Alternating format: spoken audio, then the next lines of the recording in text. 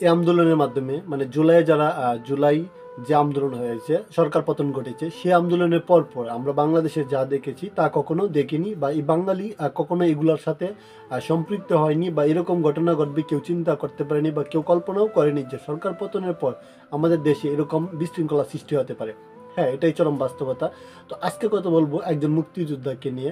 আমরা বিগত 3 মাস আগে দেখেছিলাম একজন বৃদ্ধ মুক্তিযোদ্ধা, তাকেও হেনস্থা স্বীকার করা হয়েছিল, কিন্তু বর্তমানে আবারও কুমিল্লা 14 গ্রামে পাথরডাঙ্গা গ্রামে একজন মুক্তিযোদ্ধাকে হেনস্থা স্বীকার করা হয়েছে। তার গলায় জুতার মালা পরানো হয়েছে। হ্যাঁ, তো জেল মানে কাজগুলো করতেছে, তার এলাকার কিছু লোকজন এই সেই কাজগুলো করেছে।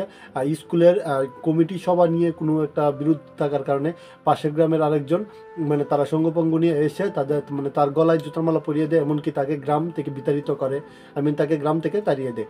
তো এই যে কাজটা করেছিল, আমার প্রথমত হলো যে গ্রামবাসী যারা ছিল তারা কি মুক্তিযোদ্ধার জন্য একটু কি সহানুভূতিশীল হতে পারলো না? আর যারা কাজটা করেছে তারা কীরকম মানুষ বা কী মনের মানুষ তারা, যারা আমাদের দেশকে স্বাধীন করেছে। আমরা জানি মুক্তিযুদ্ধ হয়েছিল 1971 সালে, 30 লাখ প্রাণী বিনিময়ে অর্জিত আমাদের এই স্বাধীন বাংলাদেশ। যারা মৃত্যুবরণ করেছেন তাদেরকে আমরা শহীদ বলি, আর যারা ফিরে এসেছে আমাদের মাঝে এখনো বেঁচে আছেন বা তারা হচ্ছে গাজী। দেন শহীদ শহীদ যারা হয়েছে তারা তো চলে গেছে। দেন মুক্তিযোদ্ধারা যারা এখনো জীবিত আছে, তারা আমাদের দেশের জন্য কি না করেছে। আপনি চাইলে কি যুদ্ধে যেতে পারবেন, বা আপনার মন যদি ঠিক থাকে আপনি সব কিছু করতে পারবেন, হুটহাট করে কোনো কিছু করতে পারবেন না। আর তখনকার যুগে আমাদের মতো এখন ডিজিটাল ছিল না, বা এত আপডেট ছিল না পোলাপান, বা এত প্রো লেভেলে পোলাপান ছিল না। দেন তারা খুব নর্মাল ছিল, সৎ ছিল, এবং কি অনেস্ট পার্সন ছিল। দেন সেই মুক্তিযোদ্ধা যারা কিনা দেশ গড়ার কারিগর বা দেশের স্বাধীন বাংলা আনার কারিগর, যারা স্বাধীনতার ডাক দিয়েছিল বঙ্গবন্ধু শেখ মুজিবুর রহমান, সেই নেতৃত্বে যারা যুদ্ধ করেছিল বা যারা এই দেশের স্বাধীনতা এনেছে, তাদেরকে এই দেশে হেনস্থা শিকার হতে হবে। তারা কি এটা কখনো ভেবেছিল যে আমি যে দেশ স্বাধীন করতেছি সেই দেশে আমাকে হেনস্থা শিকার করতে হবে, সেই দেশ আমার স্বাধীনতার মূল্য দিবে না, আমাকে পরাধীন বানিয়ে দিবে? এটা কি কখনো ভেবেছিল কেউ?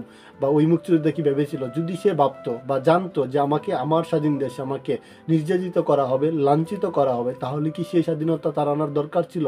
সেই স্বাধীনতা সে আনতো না, পরাধীনই থাকতো আমার এই সোনার বাংলা। সেই কথাটাই সে এখন বলতো, বা এই কথাটাই তার বলার ইচ্ছে মনে হয়।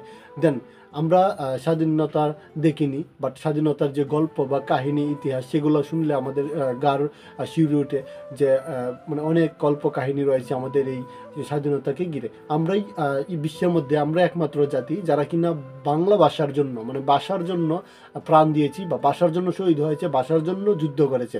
হ্যাঁ, আমরাই মনে হয় ইতিহাসের প্রথম জাতি হিসেবে আমরাই খ্যাতিমান যে কোনো ভাষার জন্য দেশের সাথে যুদ্ধ করে স্বাধীনতা এনেছে, সংগ্রাম করেছে দীর্ঘ 9 মাস।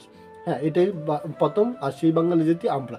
কিন্তু আমরা আমাদের গৌরব টিকে রাখতে পারতেছি না। আমরা আমাদের নিজেদের আত্মবোধের জন্য, নিজেদের স্বার্থসিদ্ধি লাভের জন্য অন্যের ক্ষতি করে ফেলতেছি।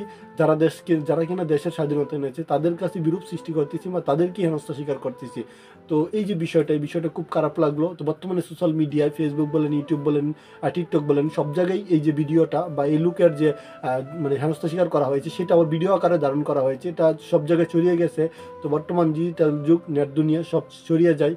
তো ওইটা দেখার পর অনেকেরই খারাপ লাগতেছে। তো অনেকে না, অলমোস্ট সবারই খারাপ লাগতেছে যে দেশে স্বাধীনতা এনেছিল সেই স্বাধীন দেশে তাকে হেনস্থা স্বীকার করা হচ্ছে, বা তাকে অপদস্থ করা হচ্ছে।